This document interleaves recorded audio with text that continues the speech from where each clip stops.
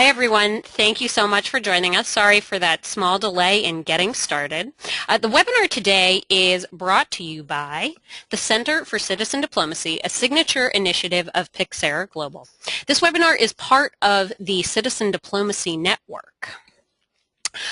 For those of you who are not familiar with the Center for Citizen Diplomacy, we are seeking to unite a movement towards purposeful global engagement by providing a cohesive voice, platform, and tools for organizations that offer opportunities for individuals to be exemplary citizen diplomats. So whether you are yourself a global citizen diplomat or a representative of an organization that provides opportunities for people to cross boundaries and build relationships, the work of the Center for Citizen Diplomacy is designed to bring you, all of you, together in this great work. Now, the Citizen Diplomacy Network is actually a project of the Center which seeks to provide a forum for organizations that are engaged in citizen diplomacy work to learn from one another, to share best practices, and to amplify the good work that we are all trying to do together.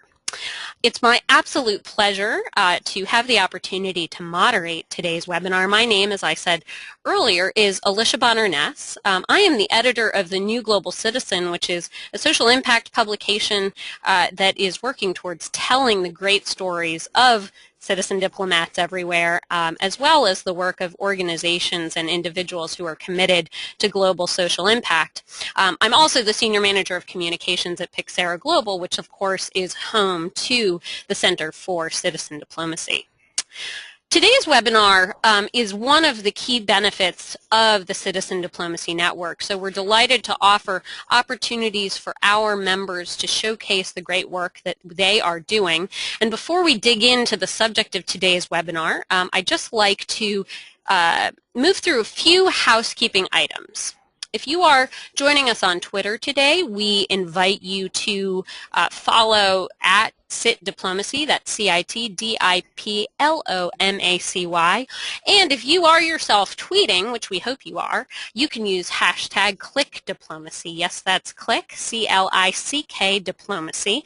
And that's where the conversation will be happening and that we'll be capturing via Storify after today's broadcast. Our guest today has a wonderful presentation for all of you, but I welcome all of you to submit your questions through the questions portal throughout the broadcast, and of course at the end we'll be taking those questions and offering them to our speaker to talk about, to speak in further depth about any of the issues that you have questions about based on his presentation. At the end of the webinar, you will also receive a survey from us, and we are so grateful to you for taking the time to fill that out for us. We are always trying to improve our webinar experience for our members, our listeners, and our broad community of stakeholders. So any suggestions that you have about the quality of today's webinar, the topics covered, or future topics that you hope we will address are most welcome.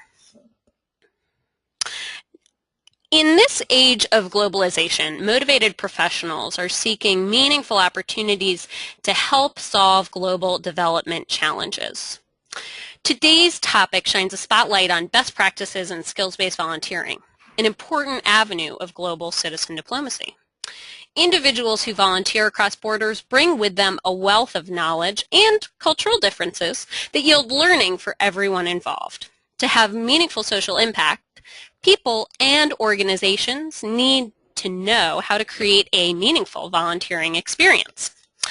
Our featured expert for today's presentation is Mark Horoszowski, who is the founder of MovingWorlds.org, a social enterprise with a matching site and global support team that helps people volunteer their skills for global impact. Mark, thank you for joining us today. We are so excited to have you with us for this WebEx broadcast. I'd love for you to introduce yourself with just a little bit about your background and how Moving Worlds got started.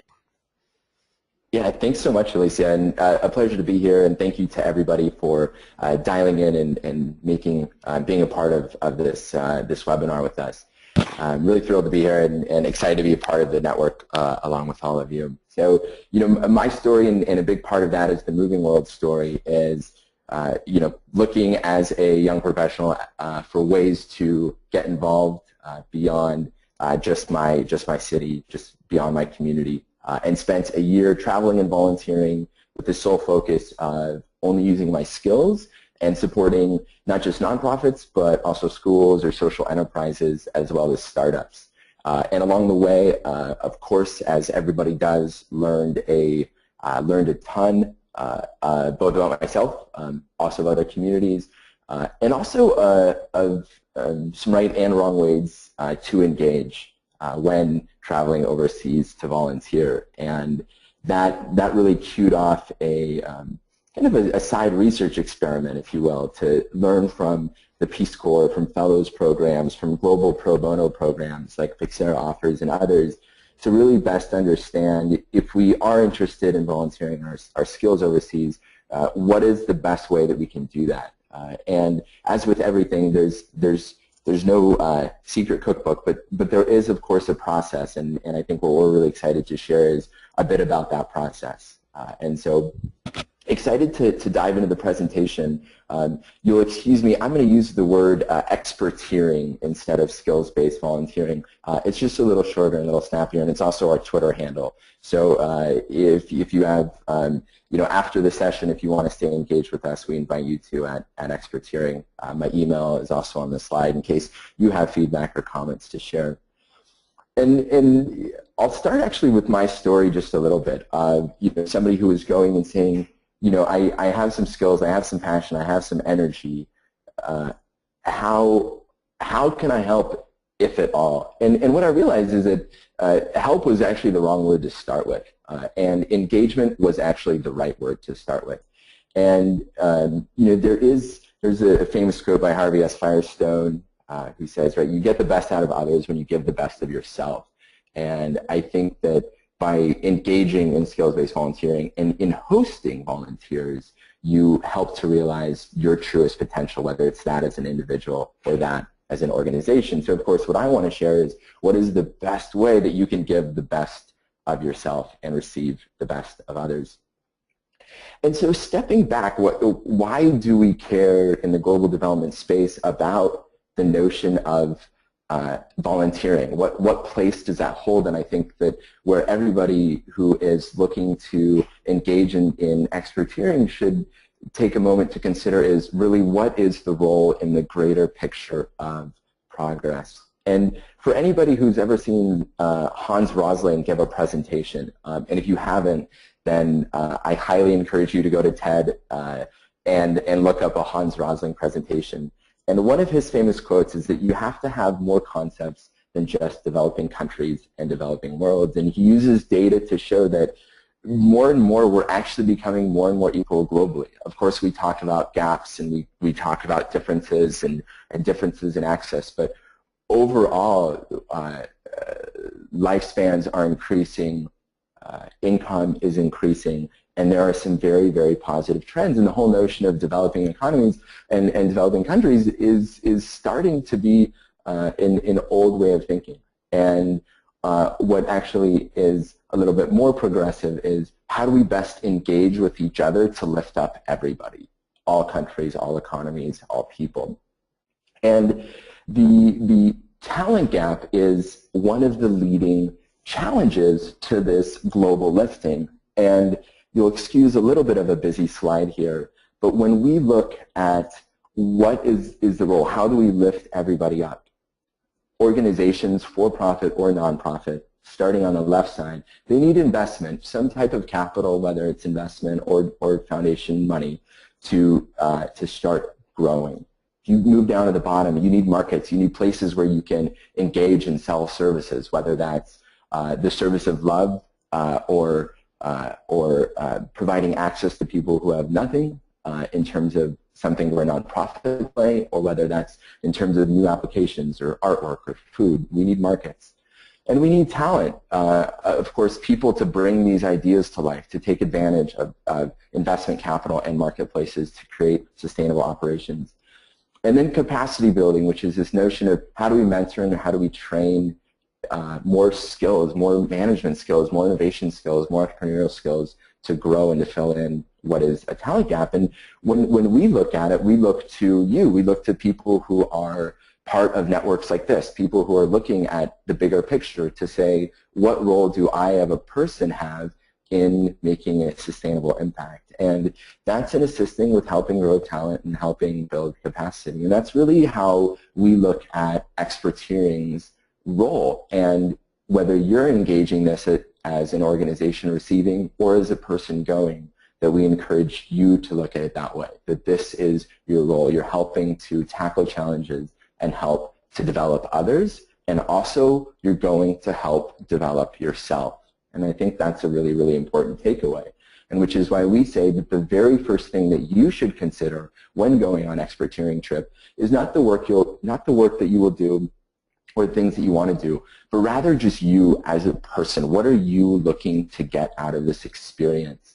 And how can you be honest with that so that you can lay the foundation for a productive partnership?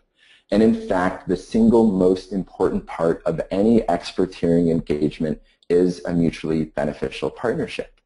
And now for the sake of describing and defining this word for expertiering, this is a person giving their skills and a hosting organization that's going to be receiving those skills. And for every expertiering partnership, there must be trust, there must be respect, and there must be an understanding. And as we go through this presentation, I'll talk a little bit more about each of these, of what are some ways that you can set the tone and the foundation to have a mutually beneficial partnership. But I think that Dr. Brené Brown, who's another thought leader in psychology and empathy, has a quote that we just love, which is, "Empathy fuels connection and sympathy drives disconnection." And we think that this is so relevant in the idea of going expertiering, because there's no such thing as somebody else that needs help, like I articulated with my story. What there is room for is empathy. What there is room for is for people to cross boundaries, to recognize challenges, to discover new opportunities, and to work together to seize those. And that is the foundation of a powerful partnership. And so how do you find opportunities where there is a potential to create this partnership, one that will benefit both parties? And there is a wonderful organization that we just love called Learning Service. They're sciencelearningservice.info. It's at the bottom of the right. And they've suggested that there are 9 questions to ask when finding an opportunity. So one, does it protect local jobs? Now, whether you use a service like MovingWorlds or Idealist or more established programs like MBAs Without Borders or Doctors Without Borders or any other number, you have to assume that these organizations are doing a lot of this diligence for you. But it's also something that you should bring to the table too, and these are questions that you should be asking. So does it protect local jobs? You know, I think one of the worst things that we could do in our skills, with our skills, is to go and to erode local jobs. And in fact, that is a reality that we have to consider when engaging in expertiering. But with the proper mindset, with the proper partnership, it can be easily avoided. In fact, you can help develop the skills in people to not only protect their own jobs, but to grow and create new jobs. And can you transfer skills? And again, transfer is a two-way process. So do you have skills to give, and do you have skills to learn? Will you be able to measure impact? Does the project that you're working on have an identifiable goal? Number 4 is, are goals and projects driven locally? You know, I feel like all these 9 questions we can't emphasize enough, but maybe we've done 4 a disservice by putting it in the middle of the pack, where in order for a project to exist before you get there, it must also then sustain after you get there. And in order for that to happen, it has to be something that's been identified and driven locally. And then, can this project create a long-term impact? And that can be both in the physical manifestation of the project that you're working on, but also the skills that are transferred throughout it. Number 6 is, are you qualified to do this project? There's a difference between being excited about a problem and actually having the right skills and being the right person for that. And number 7 is, how will locals perceive you? I'm going to come back to this a little bit later on in the presentation, but understanding that you will be going not as a helper, not as a hero, but as a partner. And 8, is it the best benefit of your host? As in, out of all the things that host should be spending their time on, is working with you one of their top priorities? And number 9, will priority remain on beneficiaries, not on you? And a lot of these start to weave together, but 9 is important in that we know that going overseas is very much a personal endeavor. It's a search, it's a quest. You have your own motivations and incentives for doing that. And it's easy to get caught up on, is it a good experience? Is the project exactly what you hoped for? Will it help you button up your resume or your CV? Or will it help you build stories or a case? Or will it give you an idea for your own business?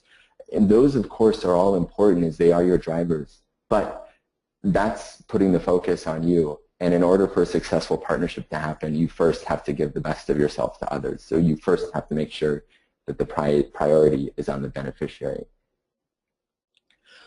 So once you've used those 9 steps to help find an opportunity for you, right? And again, you might find these opportunities through your own networks or working with global services and global programs. Then how do you enter into a productive planning process that can actually create an effective partnership? Something that earlier I said is the key to every expertise engagement. Another quote from Learning Service, like I said, we really love these guys. But what you bring to an organization should be at least as valuable as the resources you are taking from it. And I think even when I mentioned my own story at the beginning of this experience, you know, I admitted, right, I got so much from this experience. That's almost a given in expertise engagements. It will be profound, it will be deeply meaningful, it will move your world. But what's important is that as much as you are changed and helped by this experience, just as much, if not more, is imparted on the organization in the short and in the long term. And so we've created a planning process that we use in MovingWorlds. We've made it public on our website. Anybody is welcome to take a look at it. And it's how we view a complete planning process. So once you find an opportunity, once you've checked the list on those 9 things, now we want you to plan. And the way that you do that is in the same way that you'll engage in your expertise engagement, which is to say in a partnership format. Our expertise spend a lot of time on Skype before they go. And as much as that can make the planning process more timely, it also sets the foundation for a successful engagement once you've gone overseas. And the very first step is a project description, where you as a volunteer or you as a hosting organization are spending time, even if you're thousands of miles apart, to work through a very clearly articulated project description. Now, it might be an intangible product like a training program or mentorship, or it might be something very tangible like the design of a website, a review of architectural diagrams, or another engineering, design, or business project. But it's something that's clear and it's understood by both parties. And then the second part is to go through and understand the desired project outcome and deliverables. Being as explicit as possible to state, these are the things that I will be working on, these are the things that will be done, and then here's a specific outcome. As an example, we connected one of our expertise to a university in Thailand launching a social innovation lab.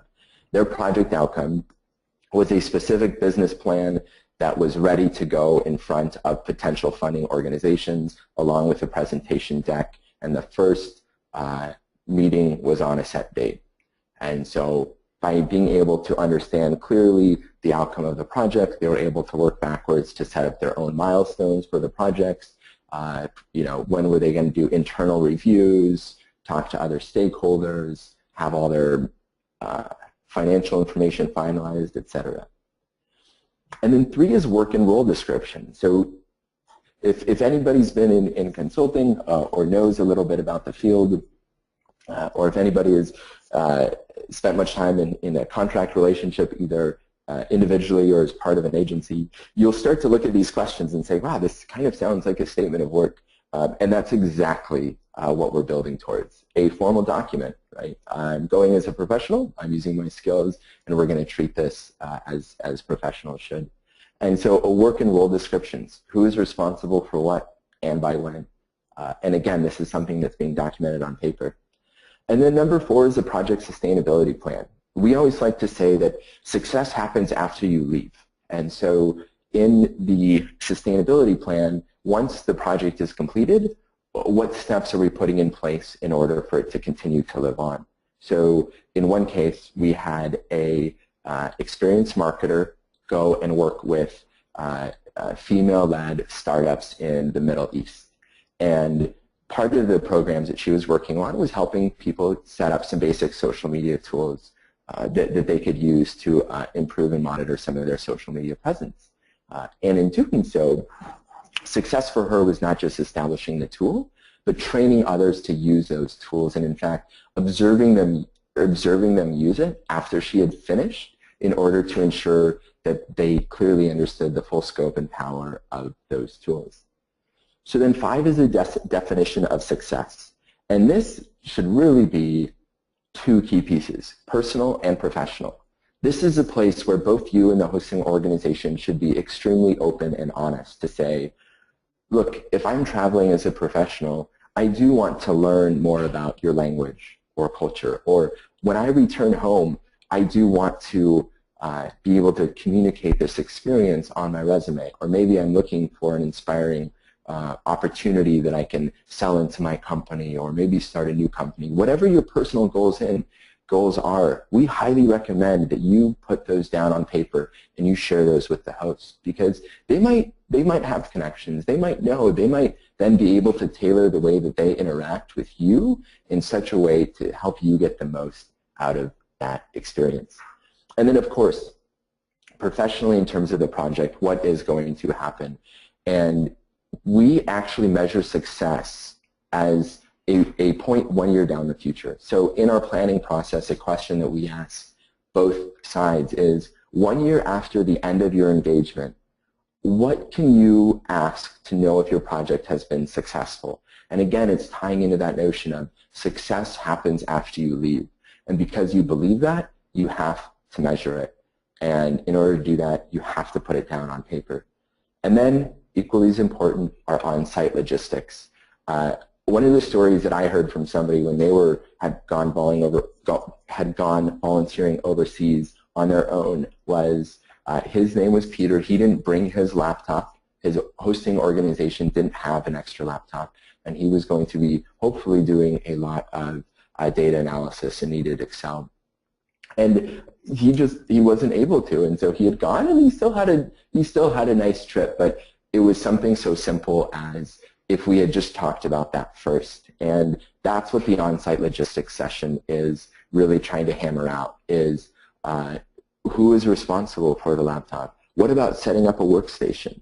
Right? Especially if you're going for a shorter trip, you don't want to spend the entirety of one day, finding a desk space or a chair, or going through an extra long orientation. Other things that we hear about all the time of, we get so excited to work on the project, but what about the first 2 hours when I land in country and I've traveled for 12 or more hours? Where do I go if I have to pick up some clothes or snacks or toiletries? And what happens if we're not meeting until the next day? So on-site logistics go through all of that. And number 7 is a mutual agreement of numbers 1 through 6.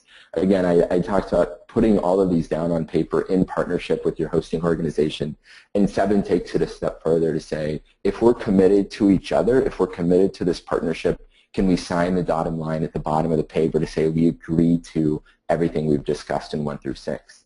And if you can do that, if you can agree to those things, it really builds an element of trust and also ensures that everybody is really on the same page. And in fact, this is one of the most important things in any engagement, is if you can take the time to set the foundation, then you're all but guaranteed a successful trip. So now going into some actually field best practices, right? Everything I've been talking about so far is it's fun and it's interesting, but let's be honest, it's not nearly as fun as being, on the ground in, a country that you, maybe your family was originally from, or a country that you've been dying to go visit. So now we're going to dive to expertarian best practices, and no person better to talk about expertarian best practices than Ernesto Ciroli. Somebody who's been working in the global development, the global engagement field for over 30 years. He also has a wonderful TED Talk. I feel like more than anything, I'm just quoting TED Talks in this webinar, but his is beautiful, and it's, if you want to help someone, shut up and listen. And the message is pretty powerful in that if you are really looking to support an organization in the best way possible, then you have to listen to that organization. And in his TED Talk, he gives some really great examples of that. In our own experience, we see that all the time, where sometimes expertise will have almost set ideas of maybe a new website that needs to be designed, or even the colors of that new website. It can be as simple as that, or it can be something even more complicated of, this is the type of business model that you need to create, and here's a new financial stream that you should be looking to seize. And a worst case situation of that is that resources are diverted while the expertise is there, and then once the expertise leaves, the organization will return back to what they know best. So it's really important that you shut up and listen. And for anybody that's familiar with human-centered design, which is something that we've incorporated as an element in our expertise, in our full expertise training for members of MovingWorlds, is that you have to go and you have to observe. And there's a lot of ways to do that. Here's another 6 tips, also from Learning Service, where to be a valuable volunteer, as Learning Service says it, we like to say in effective expertise. I guess it's all alliteration. But it's starting with an open mind. And I think it's easy to say, I'm going to go with an open mind. And in fact, that's a good start. But there's also tips about how you can keep your mind open. And this is where the Human-Centered Design Toolkit can be a wonderful asset to you. Well, how do you keep an open mind is the next question here. Well, you can go by observing. You can give yourself a challenge to say, for the first 2 days, I'm going to ask more questions than I am going to make statements. I'm going to, as part of my planning process, help ensure that part of my planning process on the first day, it's purely an observation and a learning opportunity for me, so that I can go in there with an open mind, not just as a mindset, but it's actually laid out into the operations of my experience. And another one is embrace new experiences. One of the words of advice that since our lawyers have advised us not to tell people is to never turn down an invitation. And in fact, if you apply that with a little bit of common sense, I think then you will turn down the invitations that should be turned down. But for the most part, if you're being invited for a coffee or a bite, or maybe something that even feels slightly distracting from the work that you're going to do, don't turn those down. That builds a partnership, maybe more so than it will deliver your final project. But again, that partnership is the foundation. Number 3 is commit to learning and sharing. Again, you might have the skills, right? Skills-based volunteering implies that you are going with your skills. That brings an element of expertise that you are going to be donating and sharing. But remember, you have things to learn as well. And the organization has things to teach you. And it can be about innovative models. It can be about how to listen to communities. There's any number of skills in there that, if you're open to it, will help. And number 4 is act with humility. And I'm not sure what is about our presentation where we tend to bury really, really important facts like just in the middle, specifically at that number 4 spot. But humility is one of the greatest traits. And one of the reasons that we really love the Center for Citizen Diplomacy and a lot of the work of the New Global Citizen is it talks about our role as leaders, right? And I think by you going expertise or volunteering your skills, you're making a statement that's bigger than I'm going to volunteer some skills. What you're saying is I'm preparing myself for a life full of service and servant leadership. And humility is such a core component of that. We can never have enough. Number 5 is to empower local efforts. I know that we've talked about this one before. In fact, in our list of 9 things in identifying an opportunity, we talk about keeping the focus on the beneficiary, not on you. However, it needs restating time and time again that any work that you can do should be to empower local efforts. And again, designing for long-term impact. When you're on the ground, when your project is fully scoped and you're there, the reason why I reiterate this point is because there's this tyranny of now, as we like to say, where you're so caught up in the fact that your plane is leaving maybe in a week or in a month, and you're so focused on all the work that has to be done, and you start thinking about just to the time that you leave. but never think about the time that you leave as your endpoint. In fact, the endpoint is at the earliest a year in the future. There are ways to stay connected. There are ways to help develop the skills of the people around you so that your project will live on. So always, even in that sprint towards the end of your engagement, remember, you're designing for a long-term impact. And one of the things that we find so helpful to everybody to be a valuable volunteer is that if you don't have communication and cultural understanding, then you can't do anything that we've thus far talked about. And you know, communication is one of these things that we all talk about. We talk about it at work. We talk about it in personal relationships. Of course, we're going to talk about it in volunteering. There's so much. But a few of our favorite quotes that we just find relevant. Peter Drucker said the most important thing in communication is hearing what isn't said. And especially when you're crossing cultural boundaries where maybe you're not as in tune with body signs and body language as you might be at home. Hearing what isn't said, understanding what maybe you aren't seeing is vital to your partnership. Or the single biggest problem in communication is the illusion that it has taken place. I love this one from George Bernard Shaw because we talk about an expertarian planning guide. You sign the bottom line at the very bottom of that document to say, hey, we understand all these things. But still, I would urge you, and I think George Bernard Shaw would urge you to say, even with all that, there's still room to improve your communication and with that, your partnership. And then our last communication quote for now from William Butler Yeats is, think like a wise man, but communicate in the language of the people. One of the biggest learning curves for people, especially coming from professional industries, are acronyms and industry jargon. Marketers talking about leverage, you know, engineers talking about MVPs, any number of acronyms or language that's industry specific or country specific can help bar communication challenges. So how do you go and use your skills but in a way that's most identifiable and ready? Another quote from another wonderful TED Talk from Chimamanda. Her talk is The Danger of a Single Story. And if you haven't seen it, I'll give you a brief summary. She talks about, as somebody who is living in the slums, of writing a book. And in her first book, she wrote the story of her heroine, who was a young blonde girl, and young blonde white girl. And she had never ever seen a young blonde white girl, but in all the stories that she read, that's who the little heroine was in the children's stories that she'd received. And so when she wrote her first story, she included that same character. And she talks about how that experience has really impacted her life and how we create single stories. And in this particular quote, all I heard about them was how poor they were, so that it had become impossible for me to see them as anything else but poor. Their poverty was my single story of them.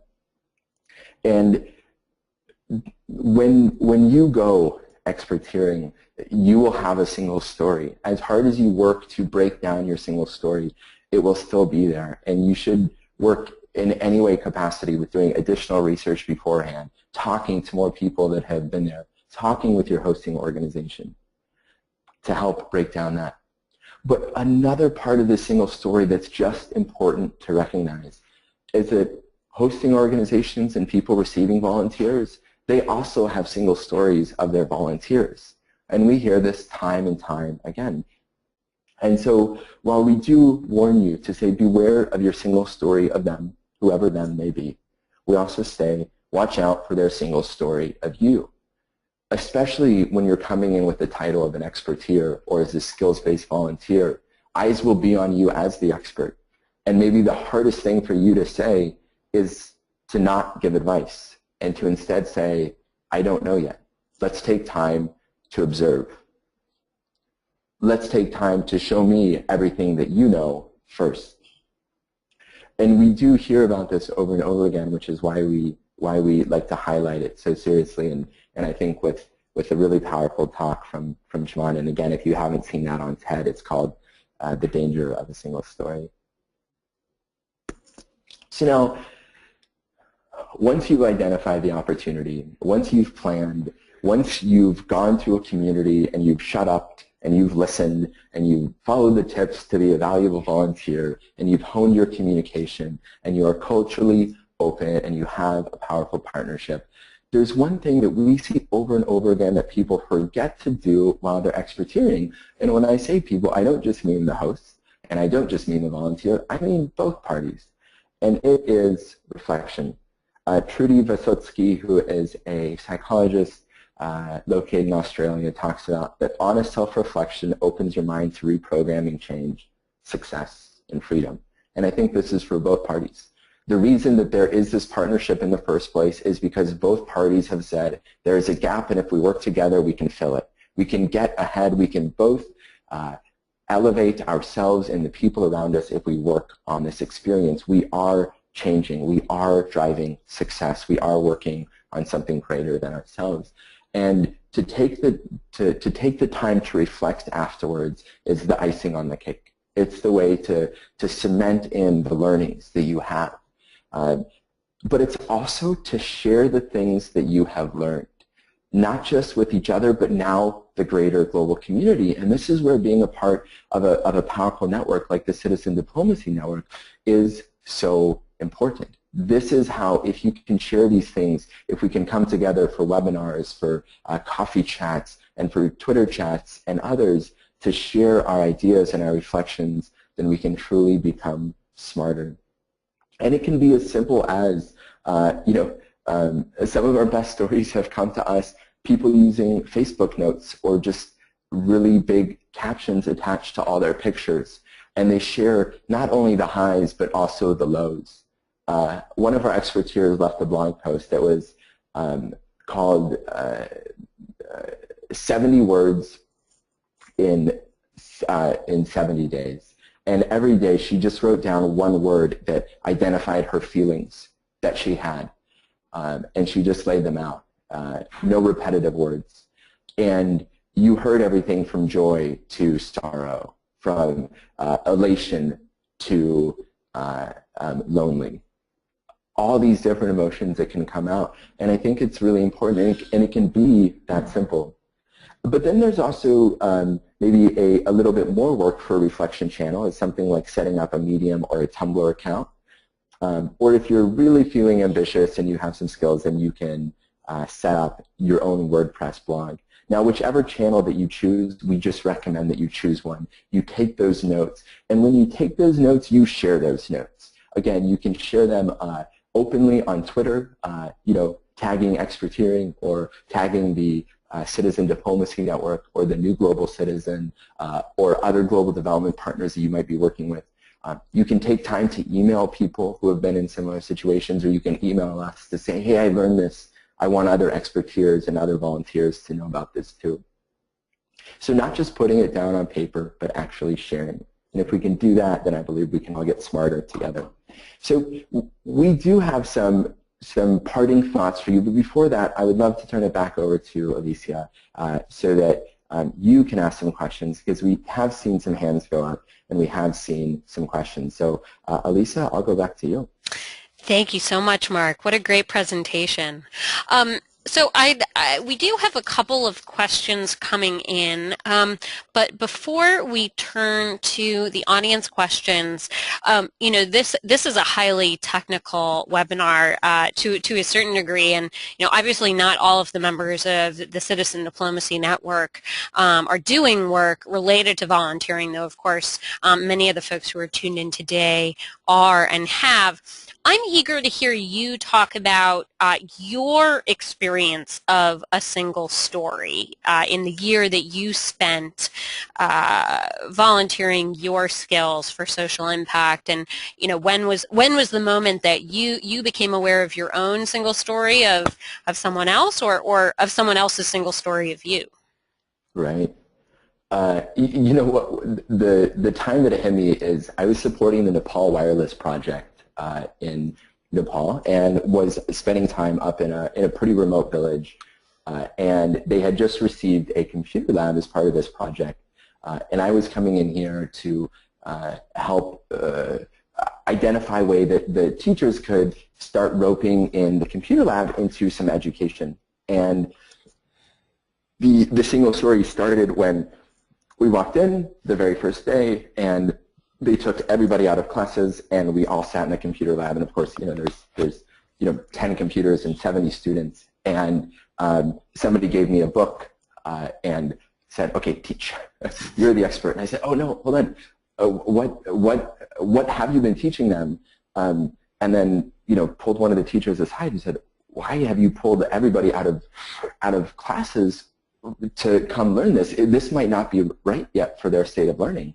And they said, "Well, but you came here to do this, and we were told that you will only be here a short amount of time, and we must make the best use of your time." And so, and I thought it was so interesting, and I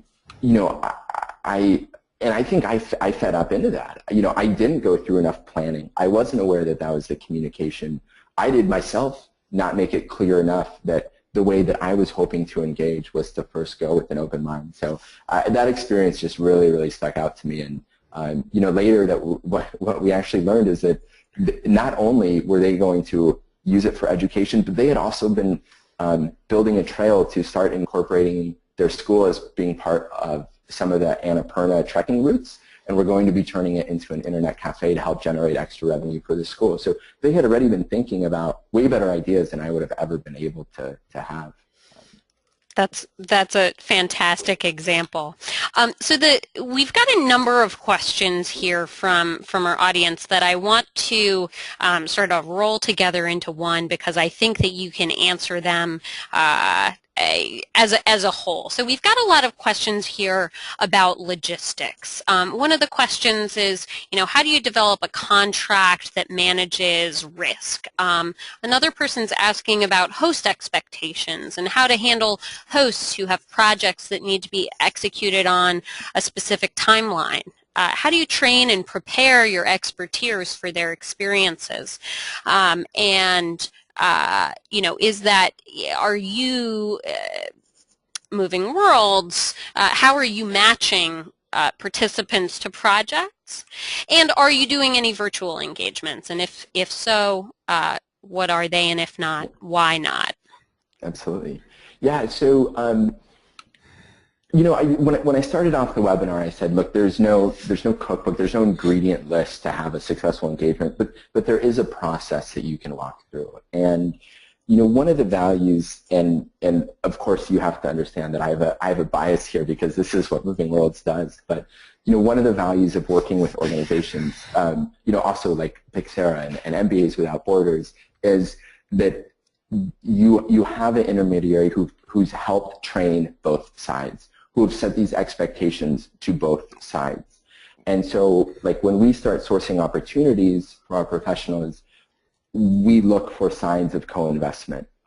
Are they willing to provide some type of local benefits? Do they have a dedicated person? Are they committed to the scope of this planning process before they start entering it? So there's an element of training that goes into it. And then there's hosting organizations also know that volunteers have gone through a similar process. So, I think that's the first part of that process, is there's a strong expectation setting that happens to both sides. And then it's a matter of following a format. So, those 7 components that I listed as part of a productive planning process, where, the first 6 were things to write down, and then the 7th was to sign it and agree. We have a document, we just open sourced it, we call it our Experteering Planning Guide. It's on our website, where it really dives down into the specifics of every single thing that you should be discussing at all of the relevant stages. And of course, there's always edge cases, and so it's an open format. You can download it, edit it, add your own questions if need be. But again, I think that's one of those process elements where you have to stick to. And then you have to also then at the end of that make sure that people are willing to sign and to co-invest in that process together. And I think if you would do all those things, right? So in summary, if you can find a partner or build your own network in such a way where expectations are clearly set for the entire planning process, if you can work together throughout that planning process, and if you can agree on a co-investment, then I think you can really get through all those details that are needed. That's great. So my next question is actually sort of two sides of the same thing. I think the first question is for the qualification question, which was one of the 9 questions from learning services, but is really, how do people know if they are qualified to be expertiers? And then I think the other side of the question is for host organizations, how do they know if a volunteer with professional skills is really what they need? Yeah, it's a great question. The second one's easier and I think sets the stage for the first one. So I'm gonna answer those backwards, which is, as an organization, how do I know if there are skills that I need? People are good at lots of things. Change is something that's always hard. And if you are going through any type of organizational change, growth, new service lines, something that is scaring you or members of the team a little bit, or maybe you're hesitant, you don't have the resources to invest or the resources to do, but you know that it's vital to your organization's success. Those are times that are really, really great times to start looking for talent. And the reason that we say that is because you know what it is, right? We need this specific business plan to create a lab. We need these architectural drawings to be able to build a research facility from local materials. We know that we need these things. If we have it, it will help us because maybe it will help us raise money or bring more people or reach more students or improve our own operations of our existing business. It's something that is very, very specific, but it does require an element of change and new skills that aren't present. And that's a really, really great time to say, now is the time for expertise. Now, a lot of what we see from organizations are organizations that are applying for funding or have recently received funding. And it might be impact investment capital, it might be foundational money or grants, or even a crowdfunding campaign. But a lot of times when people talk about growth or support or help, they talk about money, but money isn't always what they need. Sometimes skills can create a bigger impact faster. And so we see a lot of organizations coming around that time, and we encourage organizations to say, look, if you're looking for financing, or if you just received some, now might be a really great time to also look for skilled volunteers to help that money go further. Great. So, with that said, then the second part of that question, which is, I'm a professional, how do I know if I can help? If you don't know if you can, then it's very possible that you can't. And what I mean by that is not you as an individual, as like a level of confidence, but if you've read a job description, or even if you've taken it a step further and you have spoken with the hosting organization, and you're not clear enough about what the project is and where your domain expertise is and how it will help, well then maybe it's not the right fit, and that's okay. There are literally hundreds of thousands of social impact organizations of varying sizes, and we encourage you to, even if the story of the organization is wonderful and the time meets, that's the place to be picky. If there's something that's going to define your experience and the impact of it, it is going to be on the fit of your skills with that organization's needs. Great. That's a great answer. We have another question that is actually very specific to MovingWorlds, and I think this gets into a little bit more of the organizational management discourse. The question is, why did you, as the co-founder of MovingWorlds, choose to make the organization a B Corp rather than a nonprofit organization? The specific comment was, most global citizens are wary of, quote, paying to volunteer. Is there any controversy in that for you?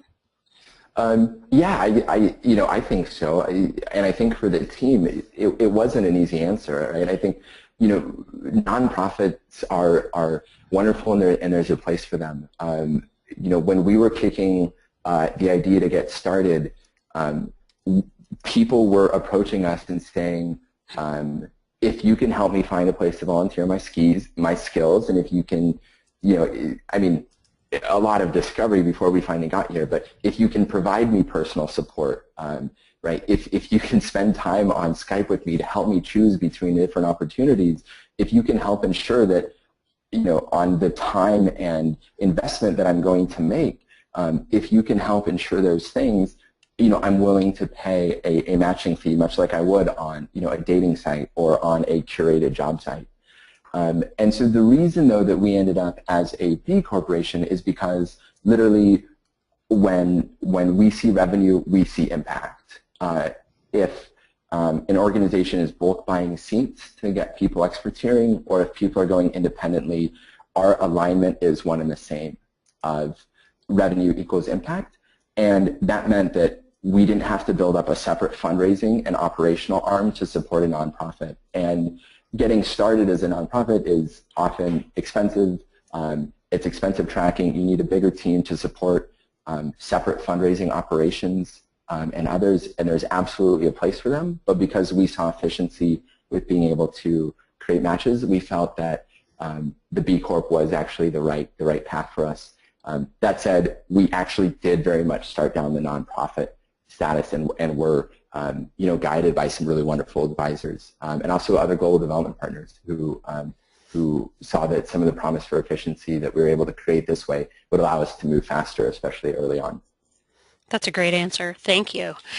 So the last question that I want to take on here is the topic of impact. How do we measure the impact of these types of engagements? Now, obviously, that's multifaceted in terms of, the participant on the organizations, the communities that they work on, and the individuals themselves. Is that something that you can speak to a little bit more in depth?